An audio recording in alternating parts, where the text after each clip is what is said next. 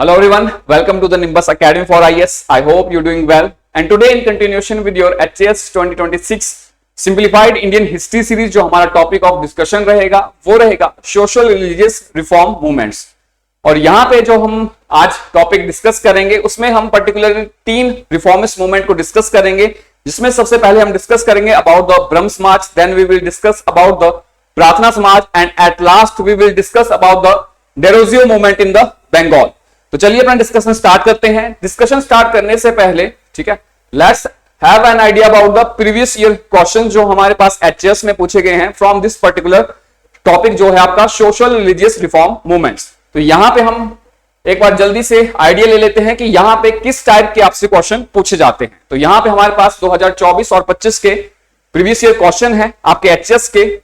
तो यहां पे अगर मैं फर्स्ट क्वेश्चन की बात करूं जो हमें इस पर्टिकुलर टॉपिक से देखने को मिलता है, तो यहां पे आपके पास एक स्टेटमेंट पूछी गई है किससे रिलेटेड, सत्य शोधक समाज से रिलेटेड। यहां पे हमसे एक स्टेटमेंट पूछी गई है फर्स्ट क्वेश्चन में, क्लियर। देन अगर मैं बात करूं नेक्स्ट क्वेश्चन की, तो यहां पे सेकंड क्वेश्चन में आपके पास सेकंड यहां पे जो पर्टिकुलर स्टेटमेंट है, ठीक है, in the year 1907 D K Karve founded the Indian women's university in Mumbai. तो इसका आपको आइडिया होना चाहिए, क्लियर।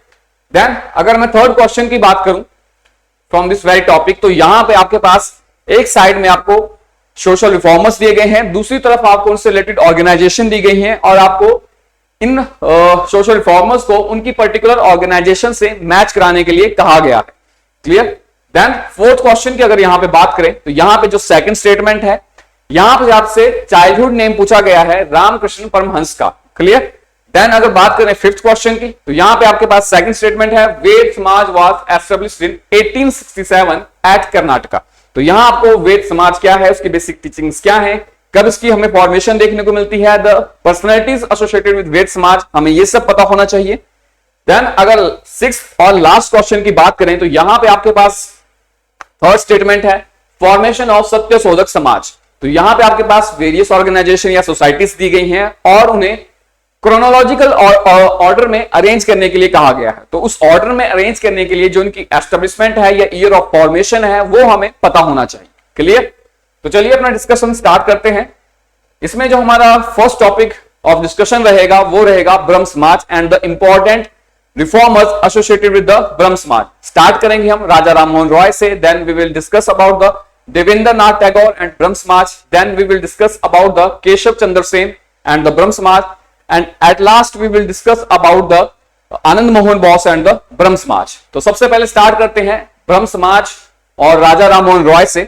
अगर हम बात करें ब्रह्म समाज की, तो ब्रह्म समाज हमें एक रिफॉर्मिस्ट मूवमेंट देखने को मिलती है जिसका ऑब्जेक्टिव क्या है। तो ब्रह्म समाज का ऑब्जेक्टिव है कि हिंदुइज्म को प्योरीफाई करना है और उसको हमने मॉडर्नाइज करना है, क्लियर। और ये जो रिफॉर्म है ये किसके ऊपर बेस्ड है, जो हमें एक रिफॉर्मिस्ट मूवमेंट देखने को मिलती है ब्रह्म समाज, वो हमें ट्विन पिलर्स के ऊपर बेस्ड दिखाई देती है। वो ट्विन पिलर्स कौन से हैं जिनके ऊपर ये रिफॉर्मिस्ट मूवमेंट बेस्ड है? तो फर्स्ट पिलर है यहां पे रैशनलिज्म का यानी तर्कवाद, और वहीं पे अगर दूसरे पिलर्स की बात की जाए जिसपे ये रिफॉर्मिस्ट मूवमेंट बेस्ड है वो है आपकी teachings of Vedas and Upanishads. तो वेदास और उपनिषद्स की टीचिंग्स के ऊपर बेस्ड हमें ये पर्टिकुलर रिफॉर्मिस्ट मूवमेंट देखने को मिलती है। बात करें इस रिफॉर्मिस्ट मूवमेंट की, तो ये प्रीच करती है मोनोथिज्म को, it was against the murti puja. Then अगर कुछ एक और हम इसके ऑब्जेक्टिव्स की बात करें, तो it talks about the banning the sati pratha, ठीक है, सती प्रथा को बैन करने की ये बात करती है। इसके अलावा ये प्रमोट करती है विडो रीमैरिज को, क्लियर। इसके अलावा जो सोसाइटी में वेरियस सोशल इवल्स प्रेजेंट है हमारी हिंदुइज्म सोसाइटी में, उसके खिलाफ ये आवाज बुलंद करती है, क्लियर। तो यहां पे अब यहां पे अगर बात की जाए राजा राममोहन रॉय की, ठीक है, तो जो इनके आइडियाज हैं हमें इस पर्टिकुलर टाइम पीरियड के हिसाब से जो इनके आइडियाज होते हैं बहुत ही प्रोग्रेसिव हमें आइडियाज देखने को मिलता है। फॉर एग्जांपल जैसे हमने बात की कि ये बात करते हैं मोनोथिज्म की, ठीक है, ये अगेंस्ट होते हैं मूर्ति पूजा के। तो इस पर्टिकुलर टाइम के हिसाब से इनके जो आइडियाज हैं बहुत ही प्रोग्रेसिव आइडियाज देखने को मिलते हैं। अब ऑब्वियस सी बात है कि हमारी सोसाइटी इस पर्टिकुलर टाइम पीरियड पे उतने प्रोग्रेसिव नहीं है, तो definitely a section of the society जो हमें Orthodox section of Hindu society देखने को मिलता है, वहां से इस मूवमेंट के खिलाफ हमें अपोजिशन या आवाज देखने को मिलती है, और वहां पे एक पर्सनैलिटी है जो बहुत इंपॉर्टेंट हो जाते हैं, जिनका नाम है राधाकांत देव। क्लियर? तो उनके द्वारा एक धर्म सभा का फॉर्मेशन देखने को मिलता है। Dharma Sabha was established by Radhakant Dev. Objective क्या होता है इस सभा को एस्टेब्लिश करने का? ऑब्जेक्टिव है कि जो traditional Hindu customs and practices हैं उनको प्रिजर्व करके रखना है, और ये जो रिफॉर्मिस्ट मूवमेंट है इसको चेक करके रखना है। क्लियर? तो ये हमें जो हमारे पास धर्म सभा है उसका बेसिक ऑब्जेक्टिव देखने को मिलता है, जो राधाकांत देव के द्वारा एस्टेब्लिश की गई थी 1830 में, जब 1829 में सती प्रथा को बैन कर दिया गया था ब्रिटिशर्स के द्वारा under the Bengal regulation of 1829। Clear? तो चलिए यहां पे सबसे पहले हम डिस्कस कर लेते हैं about the Raja Rammohan Roy who is related to the Brahmo Samaj. तो बात करें, यहां पे कुछ एक इंपॉर्टेंट पॉइंट्स हैं जो आपको ध्यान में रखने हैं और जहां से आपसे एग्जाम में क्वेश्चन बन सकता है। तो यहां पे सभी जितने भी हमारे पास पॉइंट्स हैं आपके लिए एग्जाम के पर्सपेक्टिव से बहुत इंपॉर्टेंट है। फर्स्टली अगर मैं फर्स्ट पॉइंट की बात करूं तो राजा राममोहन रॉय को कहा जाता है father of the Indian renaissance, and then he is the maker of modern India, and he believed in the modern scientific approach में वो विश्वास रखते हैं, and he had deep faith in monotheism. ठीक है? तो मोनोथिज्म में उनका हमें बिलीफ देखने को मिलता है। यहां से कुछ एक इंपॉर्टेंट बुक्स हैं जो उनके द्वारा लिखी गई हैं जो आपके लिए एग्जाम में बहुत इंपॉर्टेंट हो जाती हैं। फर्स्ट वन है गिफ्ट टू मोनोथिसिस 1809 में। Then he translated into Bengali the Vedas and the 5 Upanishad. जो आपके पास वेदास हैं और उपनिषद हैं उनको ट्रांसलेट किया जाता है इनके द्वारा, किसमें? बंगाली में। देन उनके द्वारा एक और इंपॉर्टेंट बुक लिखी गई है precepts of the Jesus. Then he founded the Atmiya Sabha. यहां पे जितने भी पॉइंट्स हैं इंपॉर्टेंट हैं। आत्मीय सभा की फॉर्मेशन देखने को मिलती है 1815 में उनके द्वारा। Then he founded the Calcutta unitarian association in 1821, and Brahmo Sabha was established और फॉर्म्ड इन 1828, जो बाद में किसमें डेवलप हो जाती है? It later becomes the Brahmo समाज। क्लियर? तो ब्रह्म सभा की फॉर्मेशन देखने को मिलती है 1828 में, जो बाद में ट्रांसफॉर्म हो जाएगा किसमें? ब्रह्म समाज में। देन नेक्स्ट इंपॉर्टेंट पॉइंट्स की बात करें जो उनसे रिलेटेड है।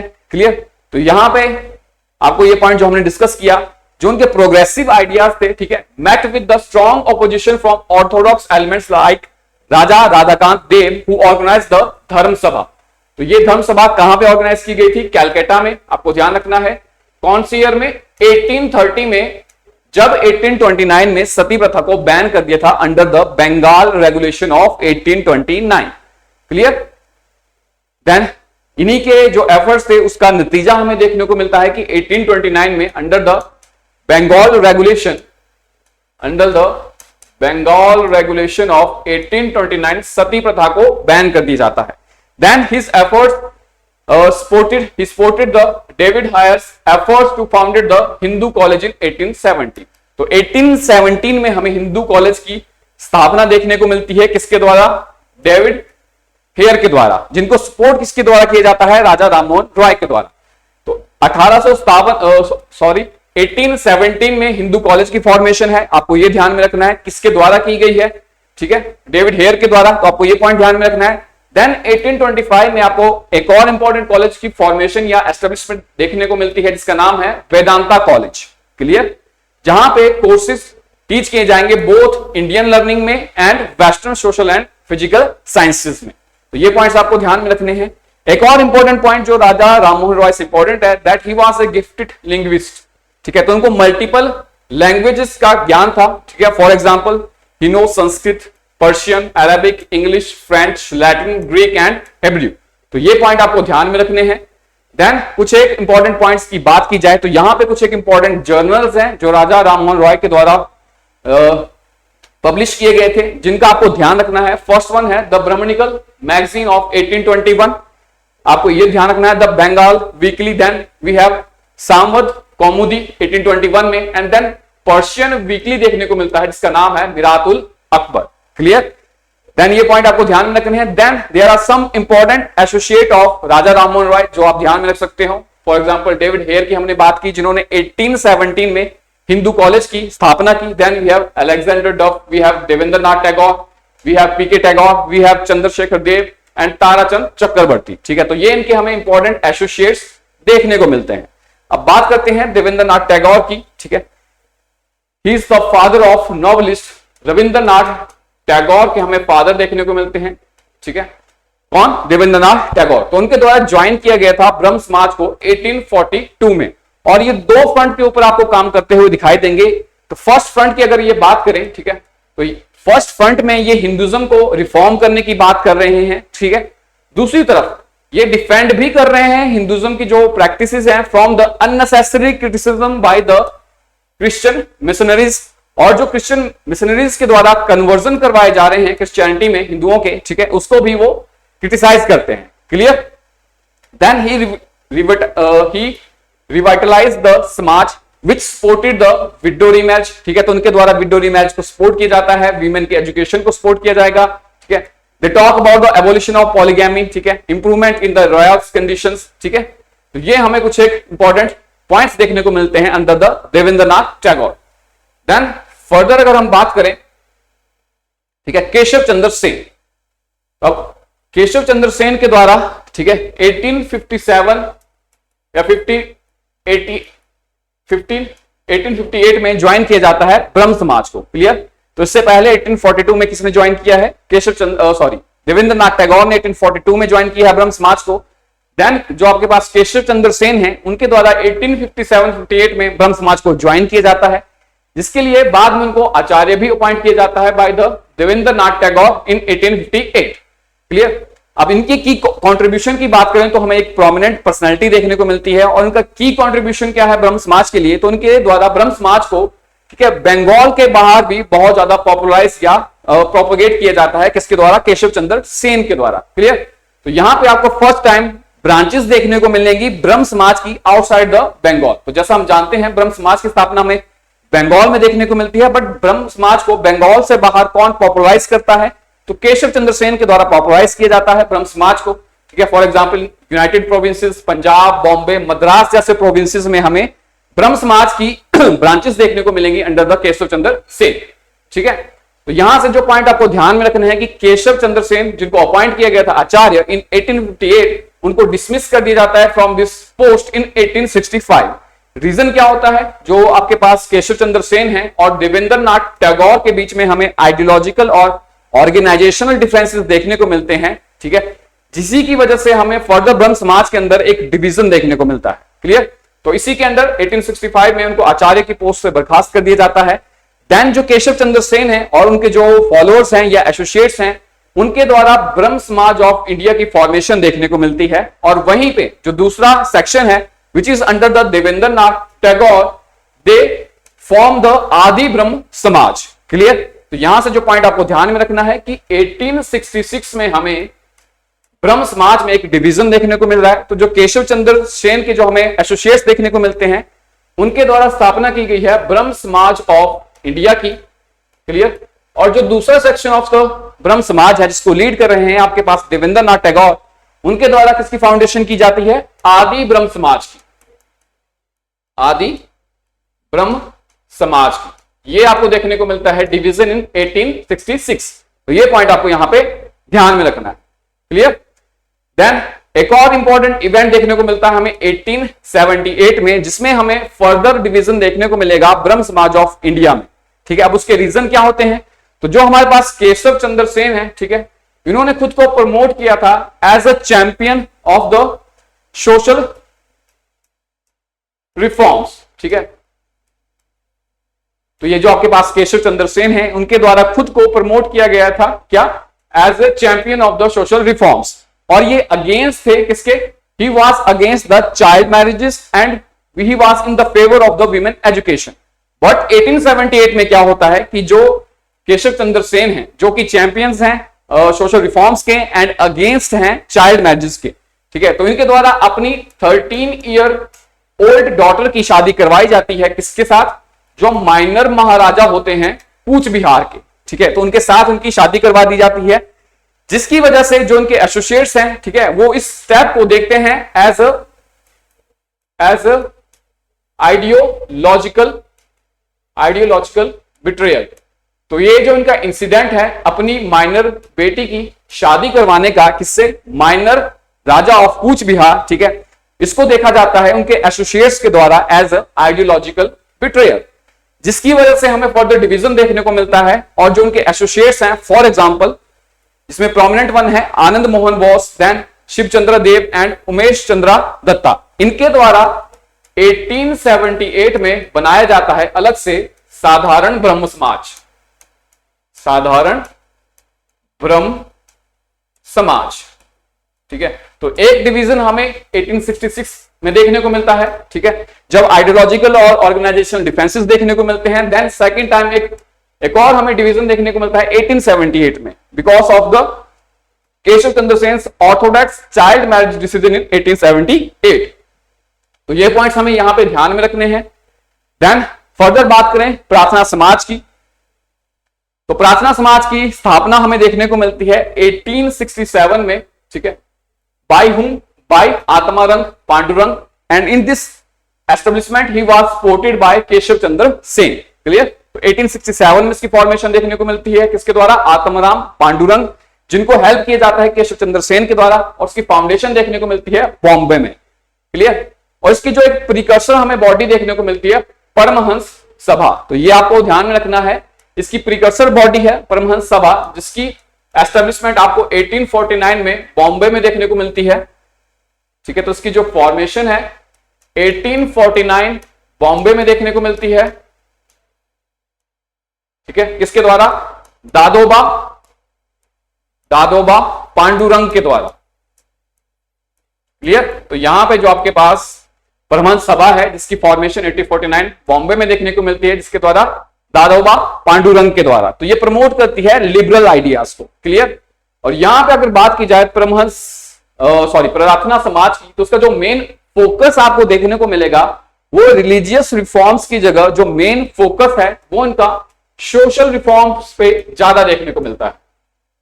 तो this Prarthana Samaj was more focused toward the social reforms as compare to the religious reforms. तो ये पॉइंट आपको यहां पे ध्यान में रखना है। इसके अलावा जो इंपॉर्टेंट पॉइंट्स हैं, ठीक है, 1867 में इसकी फॉर्मेशन बॉम्बे में, देन इसकी प्रिकर्सर बॉडी परमहंस सभा 1849 में, then MG Ranade joined this Samaj in 1870। ठीक है, कई बार आपसे एग्जाम में पूछ लिया जाता है किस पर्टिकुलर समाज से कौन सी पर्सनैलिटी एसोसिएटेड है और कौन सी नहीं है, तो आपको ध्यान रखना है एमजी रनाडे हैं, देन आरजी भंडारकर हैं, एनजी चंद्रवरकर हैं जो से एसोसिएटेड हैं। दैट दिस सभा वाज एम्फसाइज्ड ऑन मोनोथिज्म, जो हमने ब्रह्म समाज की बेसिक टीचिंग की भी बात करी। ठीक है, and this was more concerned with the social reforms as compare to the religious reforms. तो ये पॉइंट आपको ध्यान में रखना है। देन अलोंग विद कार्वे जो एमजी रनाडे हैं, they founded the widow remarriage movement as well as the widows home association. उसकी फॉर्मेशन देखने को मिलती है किसके द्वारा? डीके कार्वे के द्वारा एंड एमजी रनाडे। तो ये पॉइंट आपको यहां पे ध्यान में रखना है। देन जो लास्ट मूवमेंट हमारी आज की टॉपिक ऑफ डिस्कशन में है वो है आपके पास, ठीक है, यंग बंगाल मूवमेंट, या जिसको डेरोजियो मूवमेंट भी कहा जाता है वेस्ट बंगाल की। क्लियर, तो ये हमें एक रेडिकल इंटेलेक्चुअल मूवमेंट देखने को मिलती है। ठीक है, जिसका इस मूवमेंट के अंदर जो आपके पास हेनरी विवियन है, जो आपको एक टीचर्स देखने को मिलते हैं, उनके द्वारा इंस्पायर की जाता है अपने स्टूडेंट्स को, किसके लिए? To question the orthodoxy. ठीक है, तो जो ऑर्थोडॉक्सी है या समाज में जो, ठीक है, सोशल इविल्स प्रेजेंट है, फॉर एग्जांपल कास्टिज्म है आपके पास, तो उसके खिलाफ आवाज उठाने की बात करता है आपके पास जो डेरोजियो मूवमेंट है। इसके साथ साथ ही ये बात करता है टू प्रमोट फ्री थॉट। ठीक है, फ्री थॉट के साथ साथ जो आपके पास रैशनलिज्म है उसको प्रमोट करने की बात करता है, वीमेन एजुकेशन की ये बात करता है, सोसाइटी में इक्वलिटी की बात करता है। क्लियर, तो ये आपको देखने को मिलती है एक radical intellectual movement under the Henry Vivian Derozio. Clear, तो ये आपको देखने को मिलती है 1820s एंड 30s में, कहां पे? बंगाल में। क्लियर, इसके अलावा जो दूसरे पॉइंट्स आप यहां से ध्यान में रख सकते हो। ठीक है, तो हेनरी विवियन डेरोजियो की बात की जाए तो he was the teacher at the Hindu college from 1826 to 1831। तो जो हिंदू कॉलेज है बंगाल में, वहां पे हमें एक टीचर देखने को मिलते हैं 1826 से 31 तक। ठीक है, he drawed inspiration from the French revolution. तो ये जो हमें मूवमेंट देखने को मिलती है डेरोजियो मूवमेंट, इसने इंस्पायरेशन कहां से गेन की थी? From the French revolution. तो ये पॉइंट आपको ध्यान में रखना है। ठीक है, ये इंस्पायर करते हैं अपने स्टूडेंट्स को to think fairly and promote the rationalism. ठीक है, इसके अलावा अगर हम बात करें इस पर्टिकुलर मूवमेंट की, तो इसका हमें कुछ लॉन्ग टर्म इंपैक्ट देखने को नहीं मिलता है। उसका रीजन क्या होता है? उसका रीजन बहुत ही बेसिक रीजन है कि ये जो मूवमेंट है आपकी, कहां तक जो इंटेलेक्चुअल क्लास है वहीं तक हमें लिमिटेड ये पर्टिकुलर मूवमेंट देखने को मिलती है। ये जो मासेस हैं, फॉर एग्जांपल जो हमारे पास पीजेंट्स हैं, ठीक है, तो उनके साथ कनेक्शन एस्टेब्लिश नहीं कर पाती, जिसकी वजह से इसका कुछ लॉन्ग टर्म हमें इंपैक्ट देखने को नहीं मिलता। और वहीं पे जो मूवमेंट के पीछे जो मेन पर्सनैलिटी हैं, जो हेनरी विवियन डेरोजियो हैं, उनको 1831 में, ठीक है, 1831 में जो हेनरी विवियन है उनको रिमूव कर दिया जाता है from this particular college. Clear? तो यहां पे आपके पास सुरेंद्रनाथ बनर्जी की एक स्टेटमेंट है about this particular Derozian movement, जो आपको ध्यान में रखनी है। He called this movement as the pioneers of the modern civilisation of Bengal. Clear? तो ये स्टेटमेंट आपको ध्यान में रखनी है। आपसे एग्जाम में कई बार पूछ लिया जाता है कि डेरोजियन मूवमेंट के बारे में ये स्टेटमेंट किस पर्सनैलिटी ने पास की थी, तो हमारे पास आंसर रहेगा सुरेंद्रनाथ बनर्जी। क्लियर? तो ये हमारा आज का डिस्कशन था, जिसमें हमने 3 इंपॉर्टेंट ऑर्गेनाइजेशन को डिस्कस किया। सबसे पहले Brahmo Samaj, then we have discuss about the Prarthana Samaj, and at last we discuss about the Derozian movement in the Bengal. Clear? इसकी जो पीपीटी है वो आप हमारे जो टेलीग्राम लिंक है वहां से डाउनलोड कर सकते हैं। क्लियर? तो that's it for today's class. Thank you and have a good day.